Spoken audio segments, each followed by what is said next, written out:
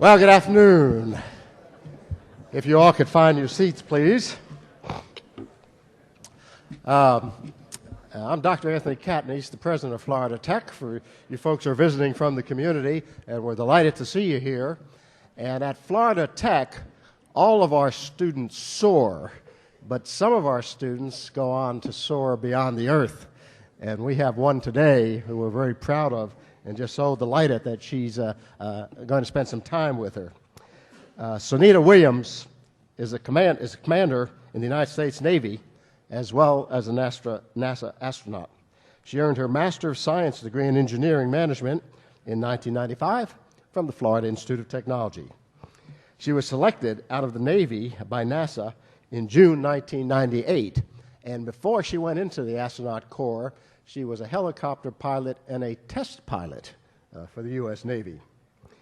She holds 2 records for women in space, having logged the most time in space for any woman at 195 days, and has spent more time spacewalking than any other woman at 29 hours and 17 minutes. She served on the International Space Station for the first half of 2006 as part of Expedition 14 and Expedition 15 crews. She was launched into space for this mission on Space Shuttle Flight STS-116 with fellow Florida Tech alumna Joan Higginbottom. Today, she is serving as the Deputy Chief of the Astronaut Office in Houston, Texas. Back on Earth, she's married to Michael J. Williams with a home life featuring a crazy Jack Russell Terrier named Gorby. Her recreational interests include swimming, biking, windsurfing, snowboarding, and bow hunting. And most interestingly, she is a marathon runner. She's completed 10 marathons on Earth and 1 in space. Aboard the International Space Station, she ran the Boston Marathon at the same time as it was being held here on Earth. So we're delighted to welcome back to our alma mater, Commander Sunita Williams.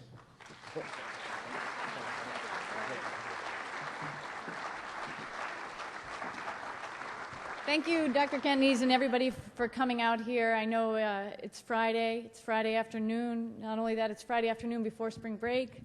So I appreciate you guys spending some time here with me. It's just wonderful to be back here in Florida. Of course, this is the home of Kennedy Space Center, and it's always nice to come down here because you're always thinking about rockets going launching, and that's going to happen pretty soon. If any of you are here for spring break, I think the 11th at 2 in the morning, we have a rocket going off, the Space Shuttle Endeavour, so maybe get out there. The traffic won't be bad, and hopefully we'll have a nice fireworks show for you guys. It's always great to be back in Florida, particularly in the spring training. I'm a baseball fan. I'm a Red Sox fan, so I know my home team is here, getting ready to hopefully beat the Yankees and maybe hopefully win the World Series as well. But of course, the major thing is beat the Yankees. But it's always wonderful to be back at FIT. And I mentioned today, and I left a plaque with the president that really, I think, sums it up. I never thought that I would get a master's degree. My sister has 2 master's degrees. My brother has a master's degree, and I am the youngest, and I never thought that was going to happen. I never thought I would be an astronaut, and there's a little bit of story to all of that, and I'll get into that in a minute. But getting my master's degree and becoming a test pilot sort of opened the door for me, and I didn't realize all of that until it sort of came upon me. I'll talk about being an astronaut or becoming an astronaut because I think there's folks in the audience here who might be thinking about that in the future, and I really hope you are. We're getting ready to transition where we're not going to be flying the space shuttle in a couple years, and we're getting ready to build a crew exploration vehicle, which is going to take us initially back to the space station as a test bed, and then hopefully back to the moon by 2020. Folks here are in undergraduate degrees, I'm sure, are somewhere around the ages of 18 to 21, 22. So by 2020, you'll be somewhere around in your mid-30s. I was picked up to be an astronaut when I was 33.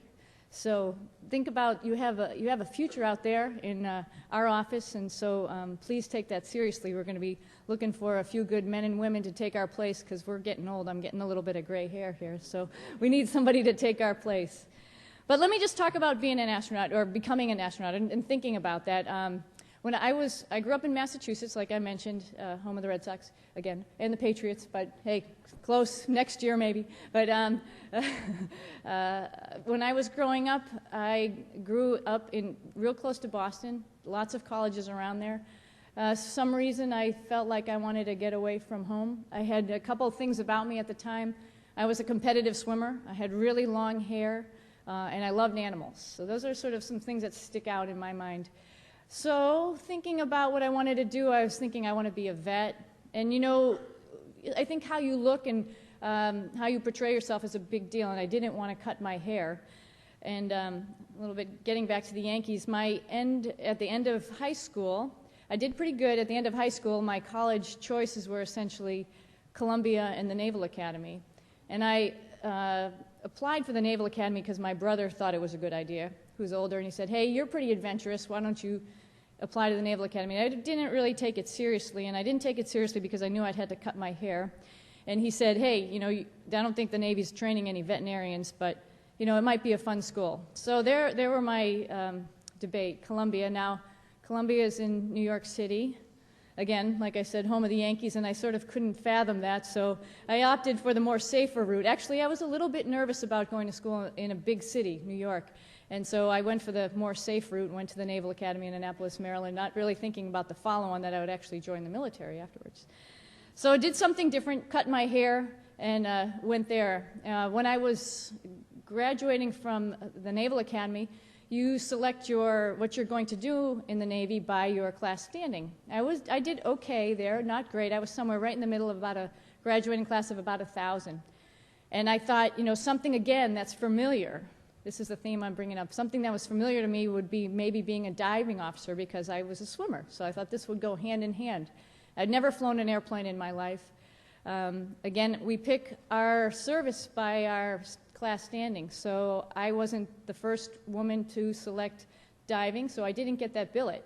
But I had 20/20 vision at the time, and a lot of folks said, hey, go Navy, fly Navy. Do you guys, you might be too young, but do you know the movie Top Gun?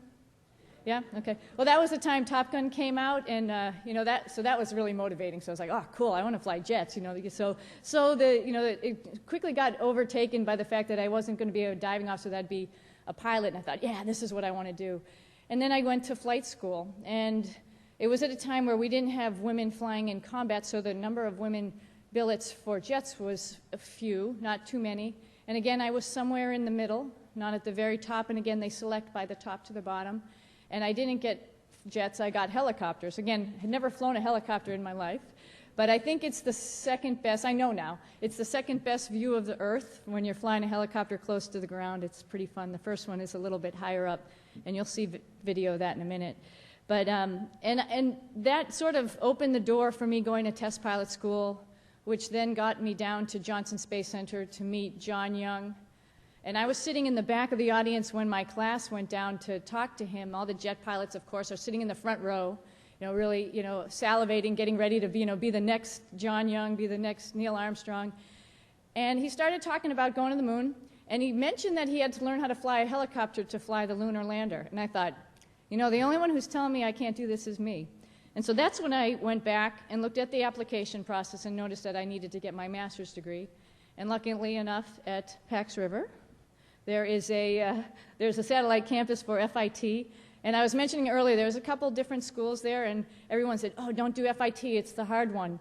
You get your master's on the little easier way. And I think it was a little bit of this, you know, determination. Well, you know, I want to take the challenge. I want to do the hard thing and prove to myself that I can get my master's degree from the harder institution, and maybe that'll teach me a couple things. And I ended up getting my master's degree at FIT, and I think that was one of the biggest things, the final touches on my application to get to the astronaut office.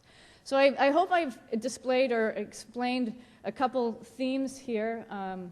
One of them, I was talking to your president, your class president, the student body president, and he said, what message would you like to relay? I think the biggest message is that take advantage of your successes and also your failures, because they teach you a lot of things. And what I mean by that is you might always think that you want one thing, but somehow life gives you something else. And it might be a door that you never even thought to go down. And I think from my little history of how I sort of wound my way to the astronaut corps, I think you see that that for sure happened in my life. And I hope there's a bunch of you out here who will follow in my footsteps. Hopefully you'll have a lot more successes and you don't have to learn so hard from the failures, but take advantage of those failures because they do stay with you. Those lessons learned really stay. So I think you guys are probably a little bit interested about what it was like to live in space, and I have about a 20-minute video I'd like to show and talk through it. I'm going to do a little bit of an introduction before it starts, though, just to explain, in case folks weren't following day to day about what's going on in the space program. Well, of course, we have an International Space Station that we're building. We just put up the European laboratory on the last flight. We're getting ready to put up a first piece of Japanese hardware as well as a second Canadian part of the Canadian robotic arm on the next flight that's coming up. My flight was about a year ago, December 9th of 2006. I launched on the Space Shuttle Discovery and stayed up until June of 2007, so a little bit over 6 months. The video is going to start, however, with a Soyuz launch because I was up there what you'd call half of Expedition 14 and part of Expedition 15. Expeditions are named by a Soyuz launch. The Soyuz launches in the fall and in the spring. And so I was up there for 2 crews as those expedition crews were changing over. And you'll see that in the video. But I'd like to show you a little bit about what that rocket looks like because not all of us get a chance to go to Kazakhstan on our summer vacation to check out a rocket launch. But I'm sure you guys have seen and heard about the shuttle launches, so you'll see a little bit about how we're getting ready for that. So with that, I think we'll start the video if you're all set. Maybe we can take the lights down just a little bit too. It might help. There we go. With every good NASA thing, we have a countdown, you know.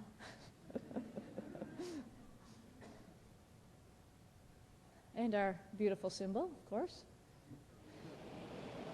So just to introduce, in the middle is Michael Lopez Alegria, American, Misha Turin on the bottom, and Anusha Ansari, an Iranian-American who is a spaceflight participant. And they launched in the Soyuz in the fall of 2006. Sort of just like our Apollo time frame, you see 3 of them are in there. There's that teddy bear that was floating in the right-hand corner. That's the gravity indicator. When it starts to float, you know you're in microgravity. So that's a staged rocket, and you'll see what's left in a second, but this is their view of the space station as they're approaching. Here it is, the Soyuz rocket or Soyuz capsule rather, with the 3 of them in there as they're getting ready for docking. You see the docking cone mechanism right in the middle. The target's, of course, offset for the pilot. Here they are in microgravity. The guy in the blue is Thomas Reiter, German astronaut, cosmonaut. He was the one whose place I took when I got up there. It's not all fun and games as we're getting ready for flight, but it is pretty exciting when you think for a moment that you're going to space. So you know the shuttle's on its tail. Here we are getting ready, getting in for a couple hours. We're out there for about 3 or 4 hours, and lift off of Space Shuttle Discovery again on December 9th, looking down into the flame trench. We've got some incredible video nowadays. 7.5 million pounds of thrust to get the whole stack and the 7 of us off the planet. Pretty incredible. My sister said, "My God, there's a lot of fire under that thing." And she was a little bit scared, she said. Inside, it was a little bit of a bumpy ride. You know, you're on the solid rocket boosters, the white boosters, for about 1.5 minutes. They're sort of like a cake mix type of materials, like what I like to think about that. And so there's air pockets in there, so it makes it a little bit of a bouncy ride. They pop off after just about 1.5 minutes, fall back into the Atlantic Ocean and get reused. And then all that's left is the main tank and the 3 main engines. And 6 minutes more and you're in space. It's pretty incredible. 2 days just like the Soyuz until you dock, but here's the hatch as we're after docking and we're getting ready to go into the International Space Station. All 10 of us, 3 Soyuz crew members and 7 Space Shuttle crew members all together for the first time. So a lot of folks ask, like, how do you live up there? Well, we each have a sleep station. This is my sleep station. You can tell there's all my stuff in there. I just got out of the sleeping bag, and so you're not floating all over the place. It has a lot of light attenuation and noise attenuation, so you're able to get a pretty good night's sleep, but it's nice not to have to just float everywhere.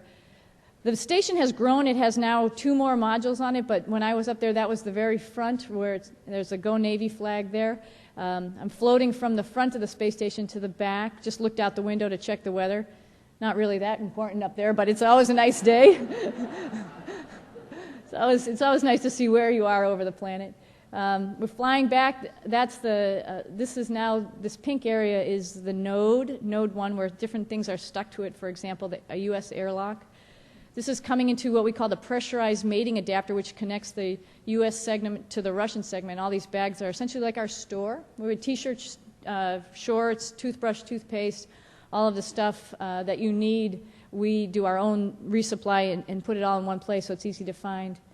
You can sort of tell the look and feel of the spacecraft changes. This is, again, the Russian segment. All these containers on the ground are food, and we'll talk about that in a little bit later. But, you know, just like at home, you're up there for 6 months, and you want to keep things sort of as normal as usual.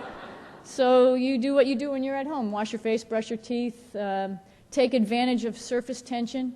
It really helps because water does some funny and interesting things. Even things like, you know, shaving, you have to be a little bit conscientious of how that's going to work because you don't want that stuff all over the place, getting in people's eyes and stuff. So we don't take a shower for 6 months. We just sort of do a sponge bath. No rinse shampoo, makes your hair sort of stiff.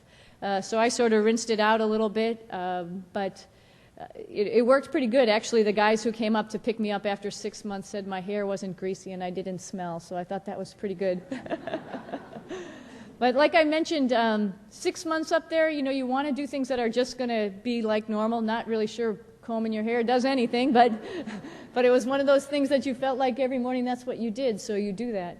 So Michael is flying farther aft to the back end of the space station. This is the Russian lab. Also, it's where the sleep stations are for the 2 other crew members, as well as the most important part, the bathroom. You know, we don't have gravity, so that's for number 1. A little bit of suction I'm demonstrating here. A little bit one size fits all. You don't have to have that too close to you, and the liquid goes in the right place. Now, this guy, on the other hand, is a little bit small. You need to aim pretty good. You really don't want any of that stuff floating around. So that's pretty critical. Those are some of the things that you have to adapt to and deal with in space. It's really important because this is the part where food goes in, right nearby, which is that bookshelf-looking thing is all the food. The Russian stuff is red, the American stuff is blue, and it's just like opening the refrigerator, trying to figure out what you want to eat. We're just picking out some breakfast stuff here. The food comes in a bunch of different ways. For one, it's dehydrated, so we just put some water in. This is scrambled eggs that we're hydrating. Mush it around a little bit. In a tortilla, tastes pretty darn good. It's a good breakfast burrito. Think about when you're drinking something, you have to have that in a container. So all of our drinks come in these silver containers. They're powdered. Add a little water to them, and they come out, amazingly enough, like orange juice. Eating is fun. It's different, but it's fun.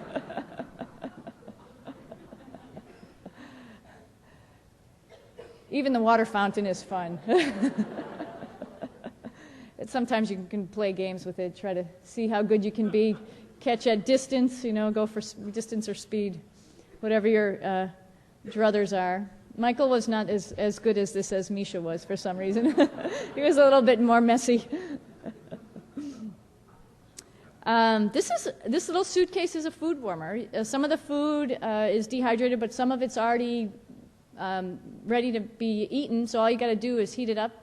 The sausage and the waffles, for example, that's already pre-prepared, and it has a long shelf life, so it's able to stay up in space with us. Strawberries are, again, another dehydratable type of food that you just hydrate. And people ask, what's it like to float in space? It's sort of like flying, but it's sort of like being a fish, you know, when you're able to catch food like that. I'll show you this in a little bit, but every now and then we get another spacecraft called the Progress, which comes up and it brings fresh fruit and vegetables. Those are tomatoes and pickles. Those are sticking on a piece of paper just because of surface tension, because there's a little bit wet. So take advantage of the different types of things that you have in space and learn how to adapt. Like I mentioned about shaving, you know, even the things that you do daily or maybe weekly or routinely rather, like cut your hair, you have to worry about. That's the vacuum cleaner. And again, you don't want that stuff going all over the place. It causes a lot of problems. My hair, again, was a little bit longer, so we had a little bit more difficulties with that, but we were able to catch it with the vacuum cleaner pretty good. So one of the biggest things, or one of the biggest time sinks we have up there is exercise. We probably spend 2 hours a day exercising, about an hour aerobic and an hour of lifting, anaerobic type exercise. So this is a couple different pieces of equipment. You saw the bike. There's an arm ergometer. This is essentially like a Bowflex, the weightlifting machine. We did a lot of squats. The reason for this is there's an inherent bone density and muscle loss, particularly in your hips and in your heels. And you need to work out pretty much every day to keep that bone stimulated so you don't lose the bone mass. It's nice if you like to work out, but again, it is a lot of time. It's a challenge that we're going to face when we hopefully take the long trip to Mars for 6 months. How are we going to do that? Hopefully we'll have the room for some of the exercise equipment. This is the end of the Boston Marathon on the treadmill. It's nice to have your crewmates and your friends cheering you on. So we used a lot of, folks ask also, you know, up on this big station, what else do you do? Well, we used a lot of the equipment, and there's only 3 of us. In 2009, we're getting ready to have 6 of us up there, and so we've got to do our own maintenance. Some stuff breaks, some stuff just needs routine maintenance, so that's all worked into the schedule, as well as we added new parts and pieces inside and out. This part right here, we were adding a new oxygen generation system. We have one up there that the Russians have provided. This is the U.S. oxygen generation system. Like I said, again, we needed a supplemental system as we're getting ready to add 3 more crew members and possibly 4 more crew members. We also rewired the space station for a computer network. I'm not the computer genius, but it's amazing how you learn that type of stuff when you're up there. We had to get ready for the new modules that are coming up. That's the CO2 removal system. This is the Russian oxygen generation system. So we spend a lot of time in each other's countries learning how to do all the maintenance and how to do all the work on the different modules. This part right here is a hatch. It's the mating mechanism for the new modules that we're putting up. Each of those boxes is a controller, and we're just getting ready for the new modules. You know, I mentioned inside and outside. Well, we did, while I was up there, we had 5 spacewalks. I participated in 3 from the station. Michael participated in a couple more Russian. This is the Russian spacesuit right here, and this is the Russian part of the space station. The suit is, if you take note, the backpack's really long. The space station's a cool place because you get to compare technologies. That big, long backpack is essentially a door. You open it up, you get in, you close the door behind you. All the arms and legs have a little bit of a like bungee mechanism to shorten or lengthen. Versus the U.S. suit, which is the white suit here, which is a little bit more modular. It fits each of us a little bit tighter, allows us to do a little bit more fine, dexterous work, but a little bit harder to get into, and you'll see that coming up before too long. Wanted to point out the robotic arm here. We've got one on the shuttle, one on the station, and like I said, we just added Dextra, which is essentially like the hand of the robotic arm. It's going to be able to do some fine tool motions by doing bolts, undoing and connecting bolts. That's the backpack called the Safer. In case you get disconnected from the space station, you're able to use that thing to fly back. Hopefully we'll never have to do that. We're always connected via a tether. We did a lot of work on our spacesuits, and here you can see Misha is helping Michael and me get into our suits. Like I said, it's a little bit more overhead when you're getting into a U.S. spacesuit since all the pieces and parts are modular. This part of the video, it's a little bit hard to see what we did. This is a culmination or a conglomeration here of 3 spacewalks. What we essentially did was turn a temporary electrical system into a more permanent electrical system, and secondly turned a temporary cooling and heating and cooling system to a more permanent heating and cooling system. Had to do with radiators, retracting some radiators, and also moving some ammonia lines. This view right here is from the helmet camera. So on our helmets, we have cameras right next to our, essentially right above our eyeballs, and so the folks on the ground can watch over us and see exactly what we're doing. We have really good, what we call KU coverage, so the folks on the ground have this video all the time. while we're out doing spacewalks. Another interesting little physics problem, we had some extra shrouds out there that we needed to get rid of because we were changing our attitude, and now the sun was not beaming on some electrical equipment. So with these big shrouds, we jettisoned them. Now that seems pretty easy to throw stuff away in space, but you have to always worry about the direction and the speed that you're throwing such that it doesn't come around the next orbit and hit you.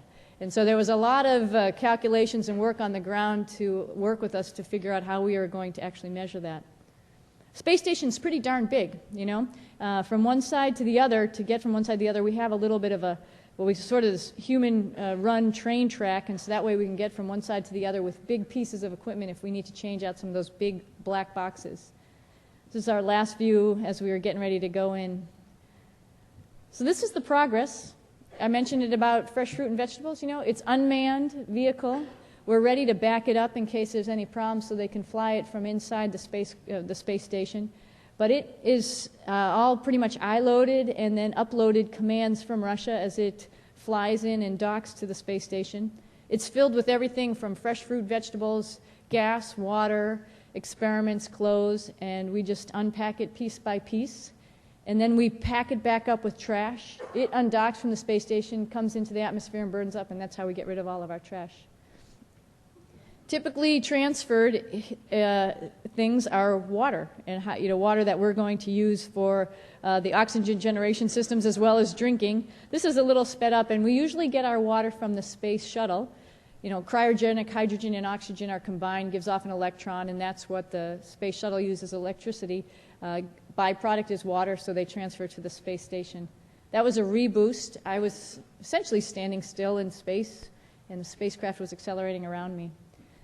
So, you know, we're up there doing science, and that's the reason for the space station is sort of to understand what happens to humans if they live in space for a long period of time, and also to look at new materials and processes for our future spacecraft as we get ready to go back to the moon and on to Mars. And here's a couple experiments. I'll quickly talk about them, and if people have questions, we could talk about it a little bit later. This is a radiation experiment where you actually see flashes at night, essentially, right before you're going to close your eyes, you see flashes, and we're wondering where in your brain that's detected. It's capillary flow. Think about capillary flow. Without gravity working against flow, you can actually take advantage of that potentially in some future engines, if we're going long distances, maybe to the moon or back to Mars. We also, if we have that in mind, we're not going to be able to grow, we're not going to be able to carry all the food and supplies we need, so we grew plants up in space to see how that worked in different gravity environments in that centrifuge. This is a pretty cool and modular experiment where you're able to change the flight controls laws in these little satellites and watch how they react together and see if they can dock and rendezvous and fly in formation together. Potentially one of the things that happens is your reactions in space slow down, so this is a classic reaction experiment. And sort of like I was saying, you know, we don't know really what happens to humans when we live in space for a long period of time. Just the simple metabolism, how does that change now that you're not under the influence of gravity? So once a month we took our blood and urine samples, and we were able to freeze them to capture that in a moment as a snapshot in time. And those all got brought back to Earth on the space shuttle in a cold bag, so they're just getting ready to start analyzing our samples that we took up there for 6 months. And all the crews are now subsequently doing that, so we'll get a good database. Another thing folks ask often is, you know, you're in a can, you're only there a couple people, do you feel isolated, do you feel like you're alone? Well, keep remembering, and just to remember, we're only a couple hundred miles above the Earth, which means we have good communication. Initially was the ham radio that you saw, then the IP phone, and here's email. We have these capabilities when the antennas and the satellites are lined up correctly. We even have net meetings, so we're able to see folks back at home. I really miss my dog, so I was able to see him on net meeting about once a month, which was really nice. With that capability, we're able to do a lot of public relations events. You might recognize some of these folks. This was in the Eisenhower out off of the coast of Somalia. This is another baseball team that's closer to our hometown of Houston. That we got to talk to, and like I mentioned, I really missed my dog, so I had they brought in the dog whisperer so I could see a couple of those four-legged furry things while I was up there. Alton Brown, I don't know if folks recognize him, but he was trying to give us a couple hints so we could figure out how we could make our food taste a little better. It gets bland after a while. Also, the Queen was visiting while I was up in space, celebrating the 400th anniversary of Jamestown and sort of talking about the spirit of exploration and hoping we're going to go a little bit farther, and we're using the space station as a stepping stone for that. So this is the transition between Expedition 14 and 15. This was the spring Soyuz of 2007, which came up. If you think about the space station, it's essentially like a ship. So there's a lot of Navy traditions. We have changed out our patch. We have a logbook. We put our patch on the appropriate places where we use the space station. This is near the airlock where we did a lot of our spacewalks from. We just have, like I said, a lot of Navy traditions that have stuck with the ship. We even have a Navy bell to announce incoming and arriving and departing spacecraft. And this was Michael and Misha and a gentleman by the name of Charles Simoni, also another spaceflight participant, getting ready to go home on the Soyuz. We had tea with them. About 4 or 5 hours later, we were able to watch on net meeting and watch them land. There in that little dot on the bottom, the rest of the Soyuz space capsule burns up as it enters the atmosphere. Those are the solar arrays in the instrument compartment. All that's left is what we typically saw from Apollo. This is a Soyuz capsule as it's getting ready for its soft landing in the steppes of Kazakhstan. It does have soft landing jets, as a matter of fact, and this is the high-tech method to orient the vehicle to get them ready to come out. Being up in space for a while leaves a little bit of a toll on your body. It's always nice to have someone help you a little bit, and that first smell of fresh air and that smell of dirt is really nice, surprisingly enough. That's Misha, L.A., and Charles. Well, this was the next ride back to Earth, and so I decided I'd get on it. We take pictures of the space shuttle as it approaches. It does what we call the R-bar pitch maneuver. It does a flip underneath us, and so we can take really nice pictures of the shuttle as it's approaching. That was mission control. I have to tell you, there's thousands of people who are working with us to help make sure our mission's successful. And this is how I saw my home as we were getting ready to come home. A little bit softer landing out in Edwards last summer. Just a summary of the patches of all the crews that were up there during that 6 months that I was there. So that was my summer vacation.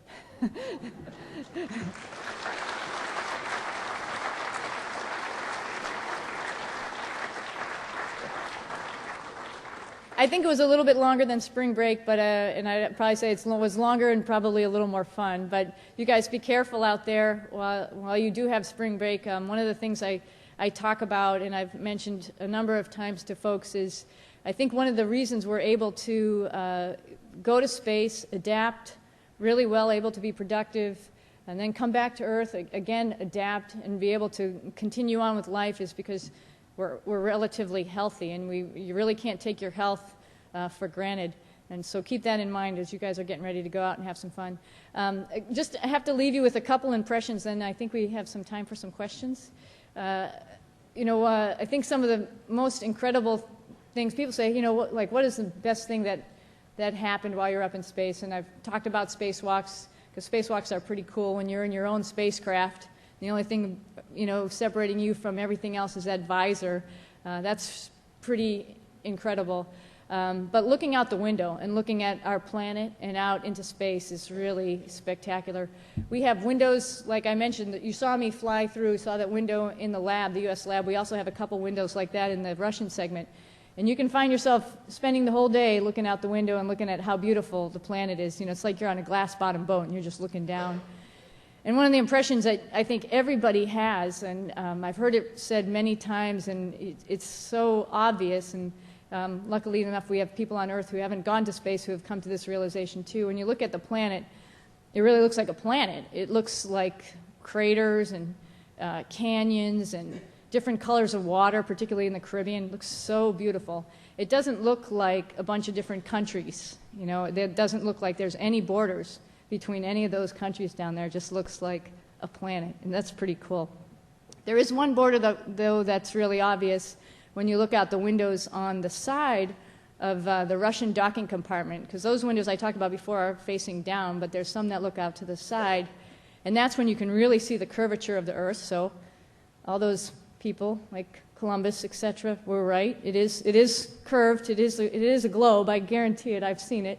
But the one thing you see when you look out that way is there's this tiny, tiny, tiny little blue line that separates, the safety of this planet and that area where we were, which is really hot, really cold, no vacuum, all vacuum, no air, and really a harsh place to live.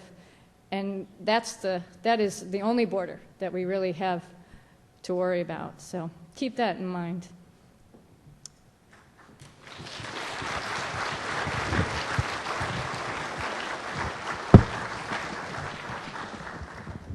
Do you have any questions?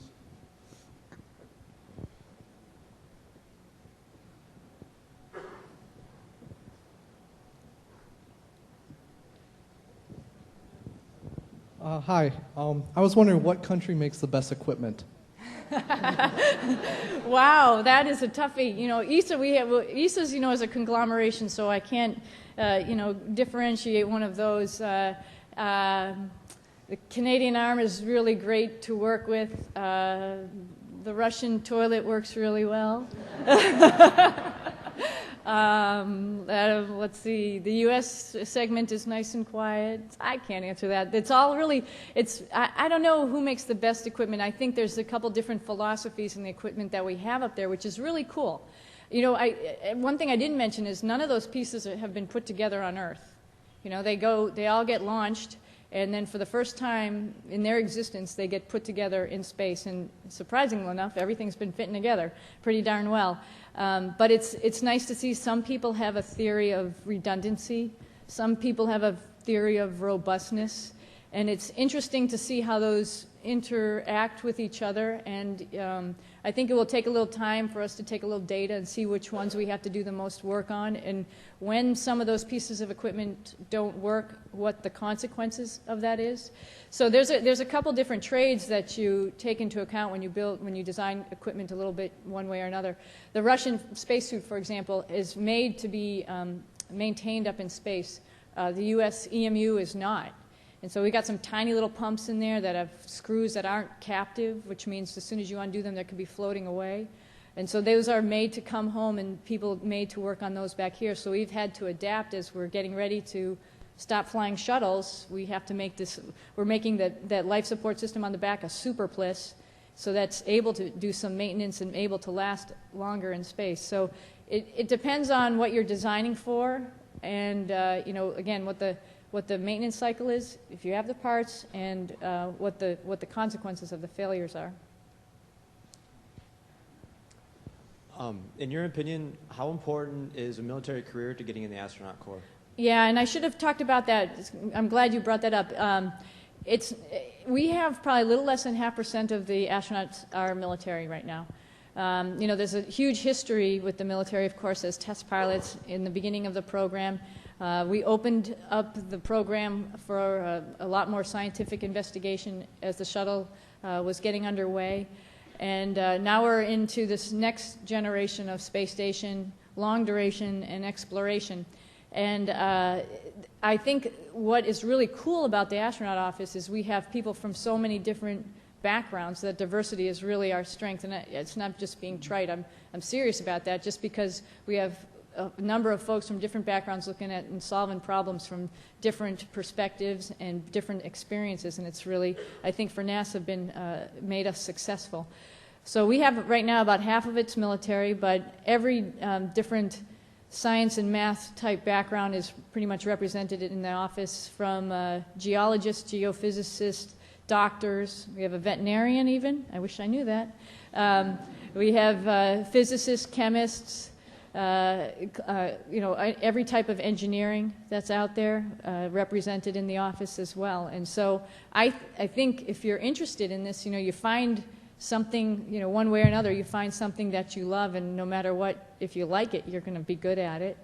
And once you're good at it, if you're still interested in the astronaut program, I'm sure your discipline can be applied to what we're doing. So I don't think, to have a long answer to your short question, I don't think it's absolutely necessary to be in the military. However, I would say having some flying skills, these are spacecraft, they don't fly like airplanes fly because there's no air up there, but they do fly, and the principles about how they're designed stem from the aeronautic background. So any of that is what we're looking for. That was a really amazing presentation. Just awesome to see that video. I had two questions while I was watching it. First, is it comfortable to sleep in space? Because I always toss and turn, and I'm wondering if it's really comfortable to be in zero-G. And the other one was, when you were in the space shuttle cockpit for the first time and you heard the countdown, what was going through your head? Really great questions. You know, I thought sleeping in space, I was psyched for that, because, you know, every now and then you're leaning on your arm and it hurts and you're like, oh man, being in space is going to be like being on a hammock and you're just going to be floating there and nothing's going to hurt.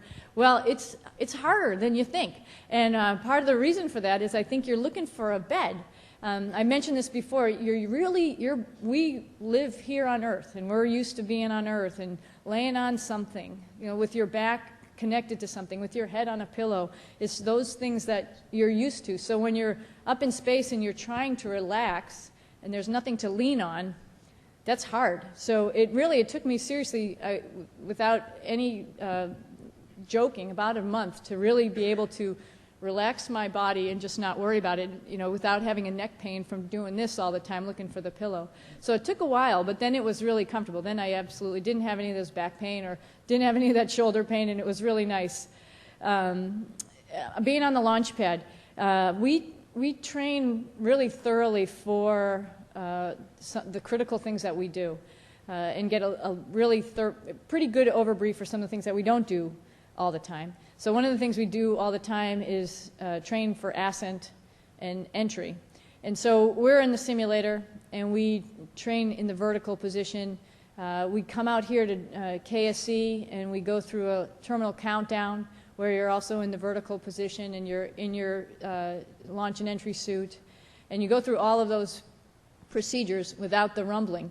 Now, I'll tell you what, we launched on our second launch attempt. The first launch attempt, I think the scariest thing, it was at night, the scariest thing was going out to the launch pad, and the xenon lights are all lighting up this thing. And usually when we've been out there before, there's been, you know, probably 100 people out there tinkering on the space shuttle, and you're like, hey, hey, hey, hi. This time there's only a couple people out there, and this thing is filled with cryogenic hydrogen and oxygen, and when you're right next to it, and it's 200 feet tall, and it's creaking and hissing, and all of this steam is coming off it, it leaves you a little bit of a gut in the stomach, you know, a little gut in your tummy going, oh my God, I'm getting on the top of that thing? This is a little bit crazy. But ride up the elevator, go through the white room, like you guys have probably seen, you put on your parachute, and the guys are in there taking, you know, telling you goodbye, good luck, we're proud of you, and you get in, and it feels like you're in the simulator again. You're like, oh, okay, I've done this before. And then it's a couple hours, and you're hanging out, you're going through comm checks, we go through pressure checks at the door, and go through the launch countdown. And we were there for, and I think for me it was 8 years from I started until I flew. So I really didn't think it was going to happen. That little scary feeling when I got to the launch pad was the first thing, but I didn't think it was going to happen, and then it didn't. And then we were sitting there for 2 more hours as they were getting us ready to come out. So the day that we did launch, we went out to the launch pad, went through this whole thing all over again, and we're like, all of us on the mid-deck, it was me and Joni, and Christer. Christer's the first Swedish astronaut, and Joni had trained for 10 years. Christer had trained for about 20 years. I trained for 8 years. So there was probably about almost 40 years of waiting, sitting on that mid-deck. And we all three of us didn't think it was going to happen. As soon as the APUs lit, you could feel it. And they're just little engines down there, and they're just moving the flight control surfaces. And you're like, oh my God, we're under 5 minutes. And those lit, and then as soon as the main engine lit, and you can feel the whole thing start rocking, like this back and forth, because, you know, the center of gravity is not really where the bolts are. And so it starts to push the whole thing a little bit. We were like, holy moly, here we're going to go. And then when the solids lit off, the three of us just started laughing. And it was actually just like being on the top of a roller coaster. And you know, when people are screaming, I sort of don't understand why that phenomena happens, why everybody screams, but we scream, and that's how it felt. I think we were just psyched, and everybody on the flight deck could hear us. They were cracking up. They're like, you guys are pretty happy down there. You know, they have some things that they're watching, but we were just having a good time. So it was absolutely exhilarating. And you know, it's an 8.5-minute ride, and after that, another thing, you know, you don't think about here on Earth is You don't have to worry about holding your arms down. They just fall down. In space, you're just sitting there and your arms start to come up until your brain engages and says, hey, you have to put your arms down. So your arms start floating, then you undo yourself from your seatbelt and you start floating, and it's like, woohoo, this is pretty wild. So, you know, it's just an 8.5-minute ride, and then you're just up there and you're having fun. And say, you know, watch me. I'm could do all the gymnastic stuff I ever wanted to do. It's pretty cool. What kind of adversities did you face and have to overcome as a woman in the field of science and technology? Wow. You know, I'll say one thing. I think I trekked down a career path that was not the same for women and men insofar as the numbers. But I think one of the things that I tried to do was not really worry about that and try to think about it as, you know, if I can do the same things that the guys can do, then no one's going to worry about it. No one's going to give me a hard time about it. And I think you're going to go through some times that things are going to be a little bit difficult. But if you just put that aside and you don't worry about it, then somehow it goes away. It's pretty incredible. And another corollary to the borders thing. I've mentioned a number of times that if you think you're limited because you're a girl or a boy, because of your race, because of your religion, I think that's all just stuff that's in your mind. That's really not real. The helicopter didn't know if I was a girl or a guy. The spacecraft didn't know. The spacesuit doesn't know. There's some limitations with size and strength, of course, but you figure out a way to get around that and work around that, and hopefully we'll design spacecraft and spacesuits that we don't have to worry about that at all, particularly in this computer age day and time. So I don't think it should be a hindrance, and I know I'm not answering your question too well, but I think I'm not answering it because I don't want to let it become a problem. Hi. I was wondering, you did a lot of spacewalks, yeah? So what kind of technical, health, and mental preparations you went through before doing those long walks, yeah? Well, there's a couple different aspects to spacewalks, and some of the things that we're doing right now is assembly, and what we'll be doing in the future for the space station is maintenance as things need repairs. And a part of that is having endurance, and being a marathoner is a good way to get ready for that. But that's not the only way. I mean, just being able to work out and be healthy to be able to do work for about 6 hours is something that's pretty important, because the spacewalks, every moment of the spacewalk is used, and it's expensive time, and you want to be very productive. So being able to withstand and be out there working in a pretty stiff suit for 6 hours is a big thing. Secondly, it is like working on your car. It's like if you ever worked on an airplane or working on a piece of electrical equipment. It's all like those types of skills where you have a set of instructions or you work through an optimum way, an efficient way to go about fixing something, and that's what you're doing out there.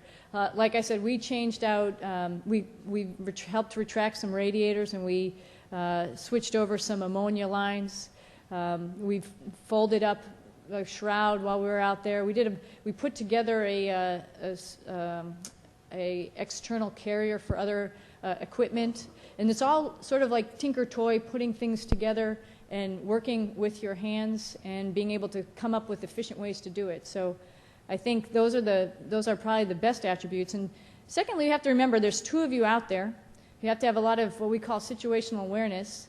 One guy might be on one side of the space station, one guy might be on the other side of the space station. At any time, those suits could have a problem. They're mechanical, and you have to have your wits about you to know where the other person is and be able to get that guy and bring them into the airlock if they need your help. So I think situational awareness about what interactions the ground has, what interactions your partner has, what is the big picture of what your task is out there is also very, very beneficial. And I think you learn a lot of that type of stuff in the aviation background.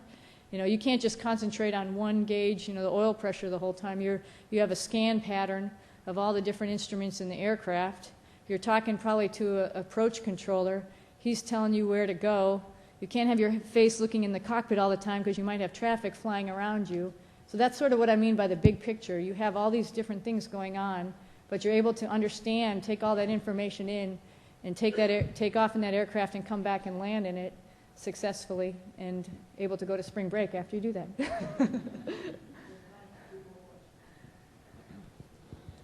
Hi. Other than the fact that your master's degree helped you get into the Corps, what would you tell us would be some of the key learning experiences that were directly applicable to your success as an astronaut? Well, part of it had to do with the question about spacewalks, you know, I mean, in that situational awareness and I think my background in the military, also about teamwork, I think is really one of the biggest things as well. I neglectfully only quickly talked about the Mission Control Center. That was Annette Hasbrook, the lead ISS flight controller, who was doing a little dance in the video there as we were getting ready to come home. One of the reasons they were really happy that we were on our way back home is we had a failure in the Russian computer system, which essentially turned off all of the environmental controls to the Russian end of the spacecraft. It was not a nice place to live for about 48 hours. And that meant a coordination by teams all over the world, Russia, Europe, and US, trying to figure out what happened and fix that. And then we were finally able to undock after that, because the space shuttle was actually providing us, the whole space station, attitude control, because we were powering things down on the space station. And so, like I said, teamwork, learning how to work with a team. I think the military was very helpful for me for that. Also, being engaged in a master's program that had you interacting with other folks, working on common projects, is just another example of the tools that you get when you're pretty young to learn how to work together as a team for a common goal. And I think those are just little stepping stones to make you understand when you're up on the spacecraft how many other people down there are working with you. And you can't do this all by yourself. The vehicles are way too complicated, and you need all that support structure. You need to know how to bring that team together and keep it as a cohesive group so you're successful.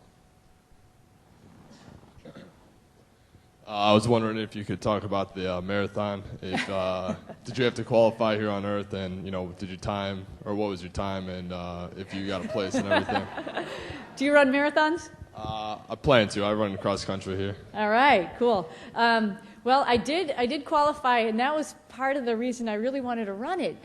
I had run the Boston Marathon as a bandit when I was 17, which meant I just jumped in there because I didn't qualify, and I was going into this is when I was going into the military. I was like, oh, I don't know if I'll ever get to do this again. And then I qualified for the 1996, I think it was 96 or 97, the 100th running of Boston. And I thought that was a big deal, and I felt really lucky and privileged to be part of that group. And I hadn't run a marathon for about 5 years, and the reason being is Houston Marathon is on my husband's birthday, so I try to always go away with him. It's giving myself an excuse not to run it, I guess. But I happened to run the Houston Marathon in 2006, and I qualified. I was 3:29 was my time, and I was sort of shocked that I qualified. I was like, all right, cool. And the next year I thought, well, the flight's going to get delayed. I'll get to run it. It's no big deal. And lo and behold, things started happening, and the flight didn't get delayed, and it's getting to be December. We're heading down to Florida. I'm like, oh, no.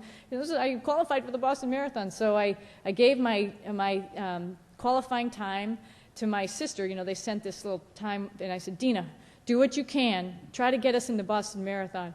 And she's like, what are you, kidding me? You'll be in space. And I said, well, we'll see. We'll see if we could work it. And I sort of suckered her into running it, too, what it came down to, because they got really excited about it. And so they entered me, and they entered her, and that was my official number, 14,000, which was for Expedition 14 that I was on. And so I ran it in 4:25 up on the treadmill. What's interesting about the treadmill there is you can vary your weight. If you can think about this, you have a bungee that's connecting you to the ground. So your weight is dependent upon how tall you are and the spring force that bungee is stretched. So you can decrease your weight by adding some straight material so the bungee doesn't have to be stretched as much. So I ran with about 85% of my body weight through those bungees for about 15 miles, and the last 11 miles I ran at about 75% of my body weight. And just remember, the rest of the time you're up there, you have no body weight. And so it's a big shock to actually have that much weight on you, and you feel that pressure on your shoulders and on your hips from the harness that you're wearing. And, you know, I was also a little conscientious. You don't want to get hurt while you're up there, and that harness was cutting into me a little bit. And there was some flap about, you know, interrupting the rest of the crew. If you saw where the treadmill was, it's right next to the table in the kitchen. It's between 2 sleep stations, and the bathroom's just on the other side. There's a Soyuz docked in the aft port there, and we were doing a handover, and so folks were pretty worried that this was going to interrupt normal activities. And it just so happened that the marathon started 4 hours before our wake-up time, so I got up early and ran it, and that was after everybody else lollygagged out of bed and was cheering me on at the very end. But it was really fun. It was really rewarding. Oleg Kotov got up in the morning, and they just came up on a Soyuz, so they brought some oranges and fresh fruits and vegetables. So he's cut up the oranges just like you do at a running race, and he's tossing them at me, and he's like, try to catch one. I'm running, I'm jumping around trying to catch these things. It wasn't too pretty, but it was fun. So I watched videos, and actually the Boston Marathon sent me video of the course highlights for the last couple of years, so I got to see where everybody was running. And then some of the flight controllers sent up some hip-hop music for me to listen to for the second half. So it was a big team effort, and I think everybody was happy when I was done. Well, again, thank you very much for inviting me.